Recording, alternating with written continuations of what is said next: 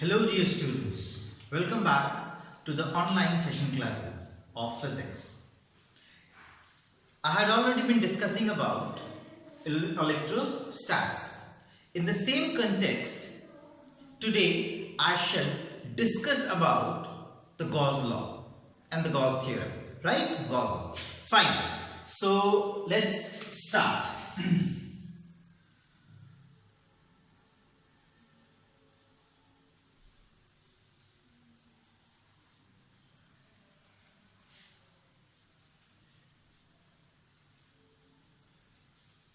Gauss law. See, before we come to the topic Gauss law, right?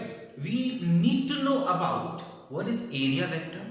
We need to know about what is electric flux. Okay? So these are the two basic terminologies that we will come across during the lecture, right? So first of all, let's talk about area vector. Area vector. And what exactly is Gaussian surface and all? Means, see, area vector. What is area vector? It is nothing but a small elemental area. Okay? It is nothing but a small elemental area. Let us say we have a surface, right? We have a surface. Now, since surface is directed upward, ये जैसे मान लो आप कि कोई एक plate है, right? ये palm है, ठीक है? इसका सरफेस किधर डायरेक्टेड है? अपवर्ड है, तो इसका डायरेक्शन किधर होगा? ऊपर की तरफ. अगर ये ऐसे होता तो इसका डायरेक्शन किधर होता? बाहर की तरफ. अब ये मान लो अगर ये सरफेस की बात करें तो ये इधर है, तो इसका डायरेक्शन इधर होगा. अगर मान लो प्लेन शीट है, ठीक है, तो एक डायरेक्शन इधर भी होगा और एक डायरेक्शन इधर भी होगा. दोनों साइड पे हो सकते हैं, राइट?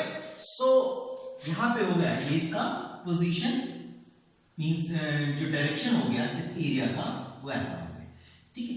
अब हम चाहें तो इसको कोऑर्डिनेट एक्सिस पे भी इसको हम लोग देख सकते हैं. सपोज, ठीक है, इसको हम लोगों ने क्या किया, एक कार्टेशियन प्लेन के अंदर ले लिया.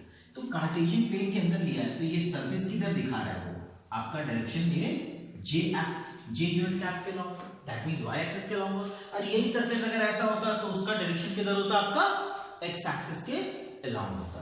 तो मेरे ख्याल से अभी आपको एरिया वाला टर्म थोड़ा सा समझ में आ गया होगा. Now the second part is what is flux. ठीक है, जब देखो फ्लक्स, यहां पे जो फ्लक्स है वो इलेक्ट्रिक फ्लक्स की हम लोग बात कर रहे हैं, right? We are talking about electric flux.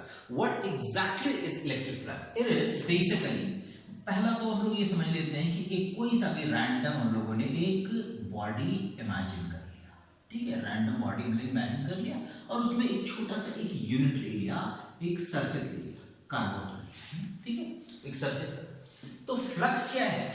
Flux is phi, that is to denote करते हैं लोग फाई से, and it is defined as the number of electric field line passing through the surface normally.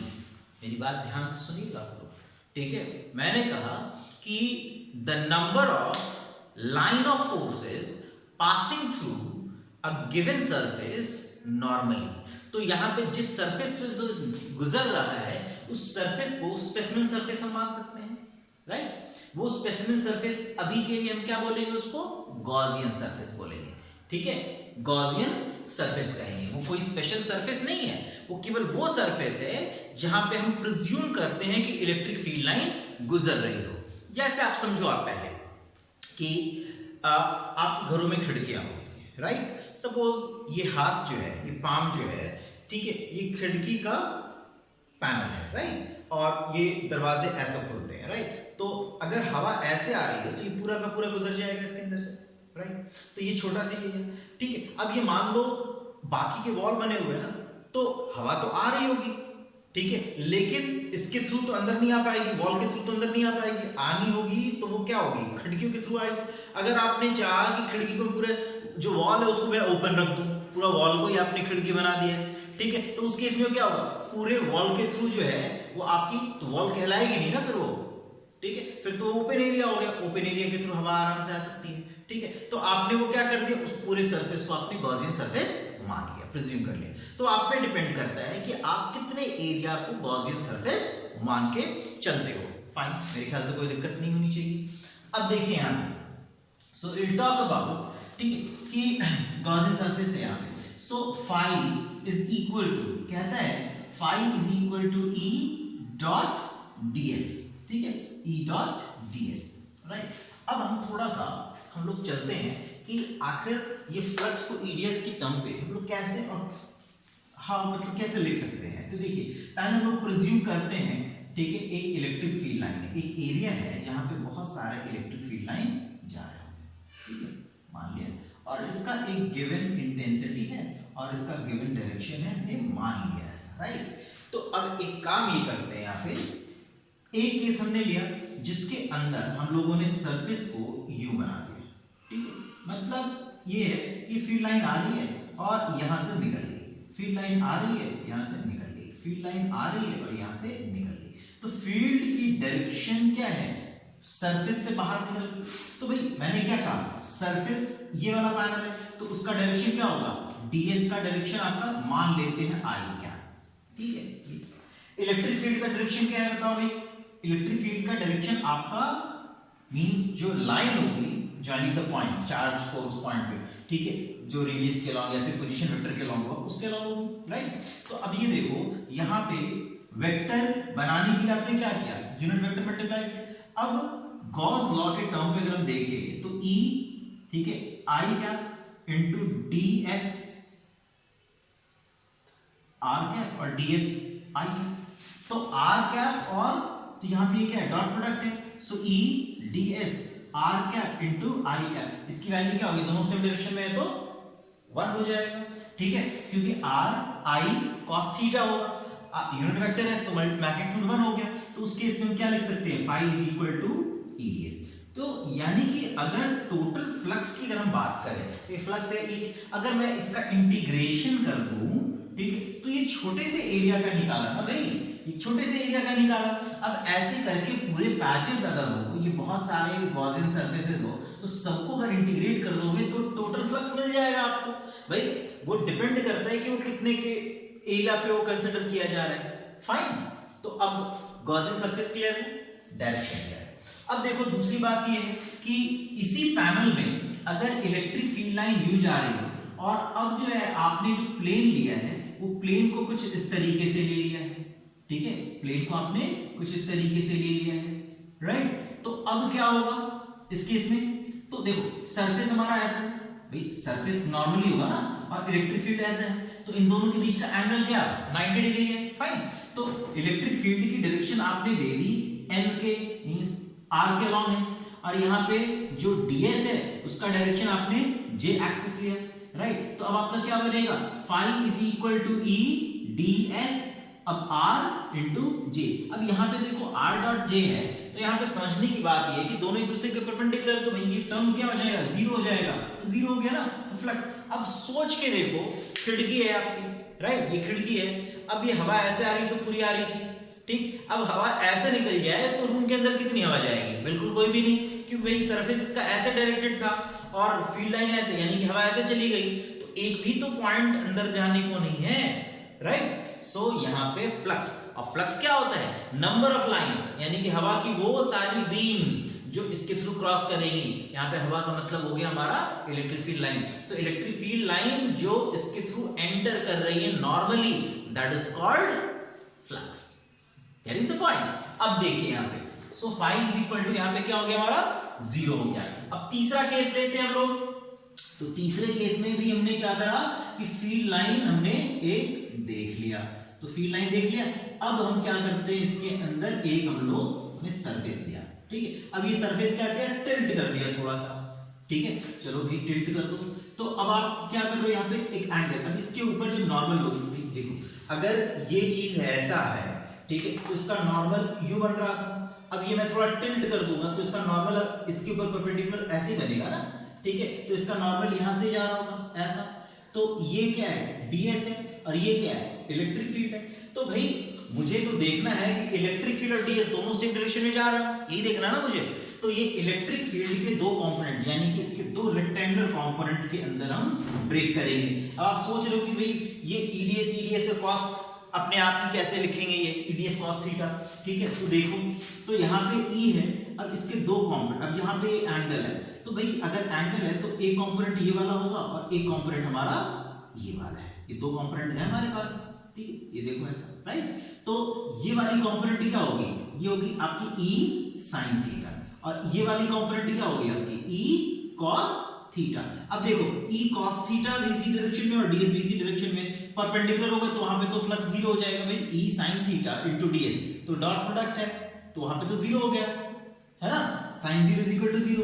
तो जो भी flux बनना है वो इसके अलावा बनना है, तो आप क्या लिखोगे, phi is equal to E cos theta into ds, that is equal to E ds cos theta. So you now know that कि flux is given by E ds cos theta. यहां तक तो मेरे ख्याल से कोई दिक्कत नहीं आई होगी आपको।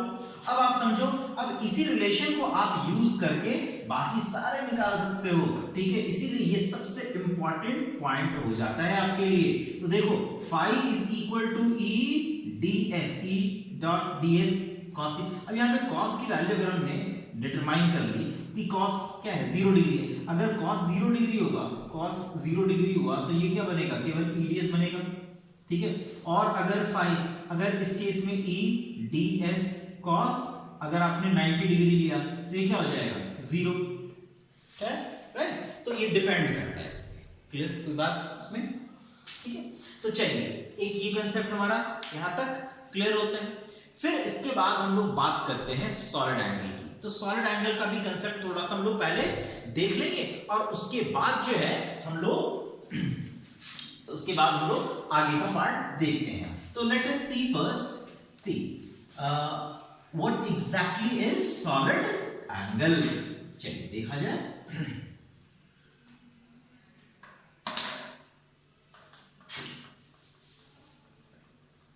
सॉलिड,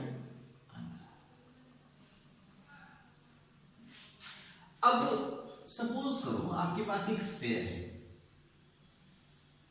ठीक है, स्फीयर है। अब इसके सेंटर से आइसक्रीम की कोन देखी होगी, ठीक है। तो वो कुछ इस तरीके से होती है, ऊपर ऐसे और यहाँ पे रैपर लगा होता है, राइट, और ये कोन है। तो सेंटर से एक एंगल, अब यहाँ पे हमने कोई सरफेस ले लिया, ये सरफेस हमने कंसीडर कर लिया, इस सरफेस के रेडियस के अलोंग यानी कि पोजीशन वेक्टर के अलोंग सेंटर से एक लाइन, ठीक है। तो सोचो कि एक सर्कल है, एक छोटा सा एंगल है, यहाँ पे थीटा है, ठीक है। तो इसकी करस्पॉन्डिंग ये लेंथ हो गई, लेंथ ऑफ आर, और ये हो गई रेडियस। तो आप कहते हो ना कि theta is equal to L upon R, right. तो जैसे जैसे आप एंगल बढ़ाओगे तो लेंथ ऑफ आर बढ़ती रहेगी। अगर एंगल आपने 360 डिग्री कर दिया तो ये पूरी लेंथ कवर हो गई आपकी, ठीक है। तो इसका वो क्या है, और गिवन आर इज कांस्टेंट। यहां पे भी अगर हम पोजीशन को कांस्टेंट रख लें तो अगर हम इस एंगल को, सॉलिड एंगल को बढ़ाते चले तो मुझे क्या मिलेगा, it is basically nothing but an analog, ठीक है, किसका, 3 डायमेंशन एनालॉग फॉर थीटा, ठीक है। तो ये जब 2 डायमेंशन में हम लोग थीटा के टर्म पे लेते हैं तो 3 डायमेंशन में उसी चीज को हम लोग सॉलिड एंगल के टर्म पे लेते हैं। तो यहाँ पे हमारा हो गया डी ओमेगा। तो यहाँ पे ये जो छोटा सा एरिया बना हमारा, वो हमने मान लिया इसको ds, ठीक है, रेडियली आउटवर्ड ले लेते हैं इसको, ठीक है, ds लिया। अब ये जो है पॉइंट हमारा पोजीशन है r। तो सेम कंटेक्स्ट में, क्योंकि डायमेंशन लेस होना है, रेडियन के टर्म से रेडियन इसका यूनिट है, तो भाई हम इसको अगर लिखना है तो हम क्या लिखेंगे, d omega is equal to ds upon r square, ऐसा लिखेंगे, ठीक है। ये ध्यान देना ये रिलेशन, ठीक है, d omega is equal to ds upon r square. अब चाहो तो आप ds को क्या लिख सकते हो, आप लिख सकते हो d omega into r square, ये भी लिख सकते हो, ठीक है। अब देखो इस पॉइंट को हम क्या करते हैं, अब ये स्फीयर था, ठीक है। अब दोनों साइड को हमने इंटीग्रेट किया, तो भाई दोनों साइड को इंटीग्रेट कर दोगे तो it will imply that omega is equal to, ठीक है, integral of ds upon r square. तो भाई पोजीशन तो फिक्स थी ना, किसी एक गिवन पोजीशन पे आपको निकालना था ये सारा, ठीक है। तो ये 1 अपॉन r स्क्वायर आपने बाहर ले लिया। और इंटीग्रेट किसको कर रहे हो, ds को कर रहे हो। तो ऐसे छोटे छोटे पैचेस जो हैं ये इंटीग्रेट होके क्या बनेंगे, ये बनेंगे आपके total surface area of the कैसा बॉडी है, स्फीयर है, राइट। तो अब यहां पे हम लोग इसको लिख देंगे, ठीक है, 1/r² इंटू 4πr²। ना ये r² कैंसिल हो गया तो बचा आपके पास केवल 4π, यानी कि total omega that is equal to 4π, ठीक है। या तो आप ये ऐसा लिख लो या फिर ये भी कर सकते हो कि ओमेगा डी ओमेगा का जो इंटीग्रेशन होगा, ठीक है, डी ओमेगा का इंटीग्रेशन होगा वो कितने के बराबर होगा, आपका 4π के बराबर होगा, ठीक है। ये आगे बात आपकी क्लियर। अब देखो, ठीक है, सेंट्रल एंगल इसका 4π के बराबर होगा और उसकी कोरस्पॉन्डिंग में एरिया टोटल कवर हो गया, टोटल सरफेस एरिया हो गया हम लोग, फाइन। अब हमारा ये क्यों बता रहा हूं, ये बताने के पीछे रीजन ये है कि अगर हम लोग irrespective of any shape pattern size अगर कोई भी बॉडी लेते हैं उसके चारों तरफ एक चार्ज अगर एक किसी बॉडी के ऊपर लेते हैं तो उसका जो लोकस बनेगा वो कैसा बनेगा, एक स्फेरिकल टाइप का बनेगा। वो डिपेंड करता है चार्ज का नेचर कैसा है, ठीक है, सिंगल चार्ज। अब चलिए, अब इस चीज को हटाता हूं और फिर हम लोग अगला पॉइंट देखते हैं, ठीक है। सो सी सॉलिड एंगल क्लियर। अब हम लोग डेरिवेशन करने की कोशिश करते हैं, ठीक है, गॉस लॉ। तो भाई गॉस लॉ है क्या, ठीक है, व्हाट इज गॉस लॉ, ठीक है, व्हाट इज गॉस लॉ। तो गॉस लॉ डिटरमाइन करने के लिए पहले स्टेटमेंट आप लोग ध्यान से सुनोगे उसका, ठीक है। तो ये सॉलिड एंगल का तो केस हमने कवर कर लिया, ठीक है। तो गॉस थ्योरम जो है या फिर गॉस लॉ जो है मैं स्टेट कर रहा हूं उसको ध्यान से सुनिएगा। द सरफेस इंटीग्रल, ठीक है, the surface integral of the electric field intensity over any closed surface, ये ध्यान देना, surface integral of electric field intensity over any closed surface is equal to 1 by epsilon naught, 1 by epsilon naught times the total charge enclosed within that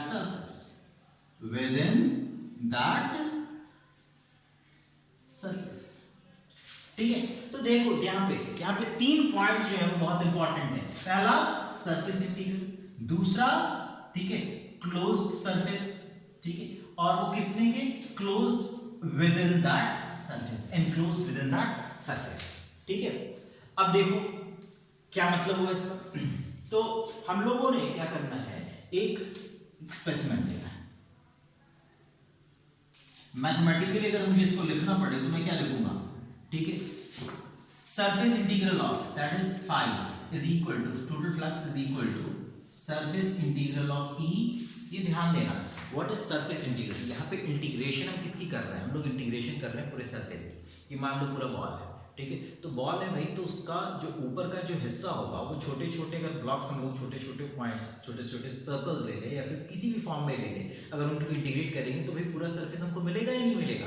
तो that is why we call it surface integral. तो चाहे वो surface को हम integral से solve कर दें और चाहे हम उसको टोटल समेशन ले लें, बात एक ही है, ठीक है। सो अब देखिए, so we have E surface integral of E ds, ठीक है, और हम इसको ये भी लिख सकते हैं ई ds का टोटल इंटीग्रेशन, ठीक है, vector E and vector ds। अब इसका डायरेक्शन किधर भी हो and that is equivalent to, वो कहता है कि 1/epsilon times the total charge. अब मान लो कौन सा चार्ज, तो charge with in that surface. तो भाई चार्ज तो उसके बाहर भी होगा, यहां पे भी चार्ज हो सकता है, लेकिन गॉसियन सरफेस, ठीक है, वो हमने हाइपोथेटिकल जो सरफेस अज्यूम किया है वो केवल ये वाला है, ठीक है। तो हम किस चार्ज की बात करेंगे, वो चार्ज की बात कर रहे हैं जो इस सरफेस के अंदर है, ना कि बाकी किसी चार्ज की बात हम लोग कर रहे हैं। Is it clear till now, ठीक है। तो अब चलो देखते हैं कि इसके बराबर है भी कि नहीं है। तो फ्लक्स भाई हमने इतने के बराबर तो बता दिया। तो अगर हम फाइव यानी कि इसको इसके बराबर प्रूव कर दे तो अल्टीमेटली इसके बराबर प्रूव हो ही जाना है। ठीक है, तो see we can say that E D S integral is equal to Q upon epsilon naught. ठीक है, ये चीज हमें प्रूव करनी है। ठीक है, तो केवल अब आप इसको हटा दो। ठीक है, अब लेफ्ट साइड लेके चल रहा है, E D S is equal to what, I don't know. ठीक है, चलिए तो हम इसको लिख सकते हैं के क्यू अपॉन आर स्क्वायर। लिखें, कोई दिक्कत? ds अभी थोड़ी देर पहले मैंने कहा था D omega is equal to ds upon R square. इसमें कोई दिक्कत थी आपको? सॉलिड एंगल के टर्म पे भी पिछले फ्रेम में मैंने बताया था। तो भाई ds की इंटीग्रेशन की जगह पे मगर अगर मैं ऐसा लिख दूं कि D omega into R square, तो आपको लगता है कोई प्रॉब्लम है? नहीं। तो इंटीग्रेशन यहां पे करना है इसको। ठीक है, तो k की वैल्यू क्या होगी? 1/4 पाई एप्सिलॉन नॉट, ठीक है, into q upon r square into r square, ये r स्क्वायर, और इंटीग्रल केवल किसका होगा? ये r स्क्वायर कैंसिल होगा। भाई अब ये बताओ, सॉलिड एंगल के टर्म पे डी ओमेगा की मैंने इंटीग्रेशन, सॉलिड एंगल की इंटीग्रेशन क्या बताई? टोटल वैल्यू कितनी थी? वो केवल 4 पाई, राइट। तो हम क्या लिख सकते हैं इसको? 1/4 pi epsilon naught into q into 4 pi. अब ये 4 पाई कैंसिल हो गए, so we are now left with q by epsilon. तो हम लोग इससे पूरा इंक्लूड ये कर सकते हैं ना, कंक्लूजन हमारा ये आ सकता है ना कि phi is equal to, we know that it is equal to EDS, integral of EDS, and that is equal to q by epsilon naught. Thus we justified the Gauss law. तो यहां तक कोई दिक्कत? राइट, ओके, ठीक है। तो fine, एक बार देखो इसको आप, right. So will discuss another part. ठीक है, एक आगे के पॉइंट को डिस्कस करने से पहले मैं चाहता हूं कि एटलीस्ट फ्लक्स से रिलेटेड आपको एक न्यूमेरिकल्स दिखा दूं, बता दूं मैं आपको। ठीक है, ताकि इसको कंसेप्चुअलाइज करने में आपको ज्यादा दिक्कत ना आए। Let us see a question. ठीक है, इट रीड्स लाइक दिस।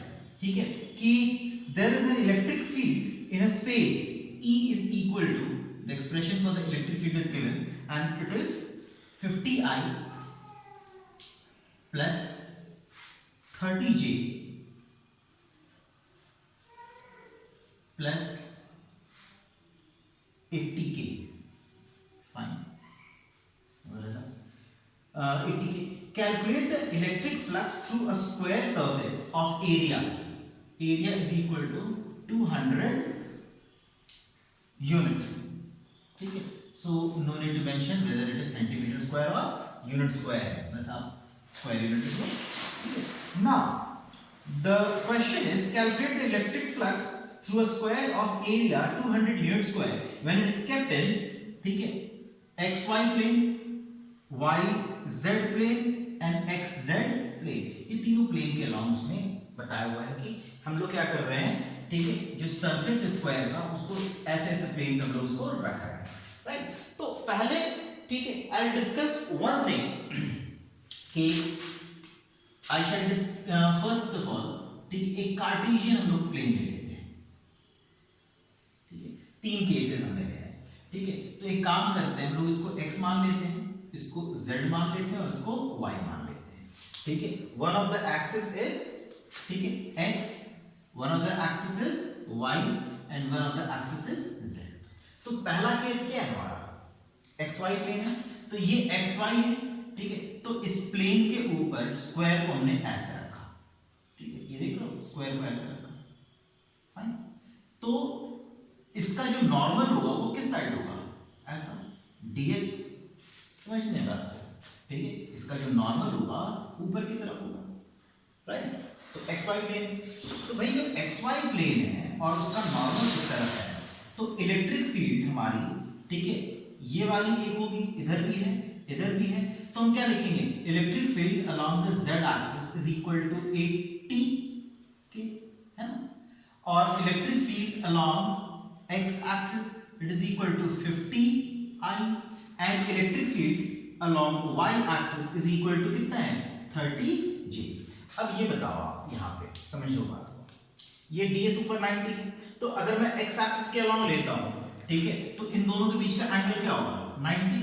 मैं y लेता हूँ तब भी इन दोनों के बीच का एंगल क्या होता है 90, लेकिन जब मैं z एक्सिस के अलॉन्ग लेता हूँ तो इन दोनों के बीच का एंगल क्या है 0 डिग्री। सो इस केस में, फर्स्ट वाले केस में हम लोग क्या लिखेंगे, फाई इज इक्वल टू ई कौन सा z into ds into cos how much 0 degree. Fine, तो Ez की वैल्यू कितनी है बताओ आप, Ez की वैल्यू है आपकी 80। सो 80 इंटू, ठीक है, 80 इंटू हाउ मच 200, और डायरेक्शन उसका क्या होगा ऊपर की तरफ, that is along k axis, ठीक है, k ले लेंगे उसको, ठीक है ना। अब उसका यूनिट वेक्टर मल्टीप्लाई होगा तो 8 टू 16, ये 16 और 1 2 3, this is your unit. Fine, कोई दिक्कत इसमें?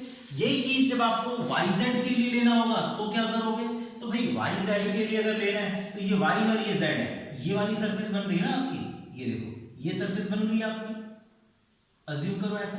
तो जब ये सरफेस आपका बना है, ठीक है, तो आप क्या करोगे, बाहर ऐसे निकल रहा होगा ये, ऐसे ds है ना, अब इसको हटा दो, अब ये ds ऐसा निकल रहा होगा, तो भाई इलेक्ट्रिक फील्ड कौन सी इसके डायरेक्शन में है, तो ex है। अब क्या करेंगे, तो जब yz दे रहा है तो हम क्या लिखेंगे ex इंटू एरिया, ठीक है, और xz लेना है तो ey इंटू एरिया, सिंपल है। कंसेप्चुअली क्लियर है कि हम लोगों को, इसीलिए ये बात बहुत इंपॉर्टेंट बन जाती है कि वो फील्ड लाइन जो निकल रहे है वो कैसा निकल रहा है, it should always be normal to the plane.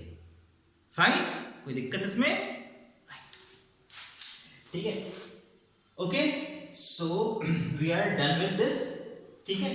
अब नेक्स्ट जो है वो हमारा है एप्लीकेशन ऑफ गॉस लॉ। तो इस लेक्चर में मैं इतना छोड़ देता हूं, और फिर नेक्स्ट लेक्चर में आई ट्राई टू डिस्कस, वो हो सकता है कि थोड़ा सा लॉन्गर लेंगे, ठीक है। एक्चुअली देखिए, मैं शॉर्ट वीडियोस इसलिए बना रहा हूं ताकि शॉर्ट वीडियो से आपको ये हो जाए कि पार्ट बाय पार्ट आप लोग उसको इजीली कर पाओ, कॉम्प्रिहेंड कर पाओ। तो इससे रिलेटेड कुछ क्वेश्चंस भी आप लोग प्रैक्टिस करोगे, अगर कोई डाउट्स हैं तो ठीक है। इस बार मैं आप लोगों को अपना फेसबुक लिंक और मेल आईडी मैं दे दूंगा, और साथ में ट्विटर आईडी दे दूंगा, जिसमें कि आप क्वेश्चन को आप मुझे बता सकते हो। And do not forget to subscribe, like and share, right? Thank you, thanks for watching.